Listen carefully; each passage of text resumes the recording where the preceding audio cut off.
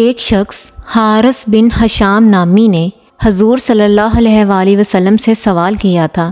کہ حضور آپ پر وحی کیسے نازل ہوتی ہے؟ آپ صلی اللہ علیہ وآلہ وسلم نے فرمایا کہ وحی نازل ہوتے وقت کبھی مجھ کو گھنٹی کی سی آواز محسوس ہوتی ہے اور وحی کی یہ کیفیت مجھ پر بہت شاق گزرتی ہے۔ جب یہ کیفیت ختم ہوتی ہے تو میرے دل و دماغ پر اس فرشتے کے ذریعے نازل شدہ وحی محفوظ ہو جاتی ہے،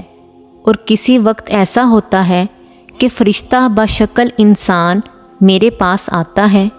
اور مجھ سے کلام کرتا ہے، پس میں اس کا کہا ہوا یاد رکھ لیتا ہوں۔ حضرت عائشہ رضی اللہ تعالی عنہا کا بیان ہے کہ میں نے سخت کڑاکے کی سردی میں حضور صلی اللہ علیہ وآلہ وسلم کو دیکھا ہے کہ آپ صلی اللہ علیہ وآلہ وسلم پر وحی نازل ہوئی، اور جب اس کا سلسلہ موقوف ہوا تو آپ صلی اللہ علیہ وآلہ وسلم کی پیشانی پسینے سے شرابور تھی۔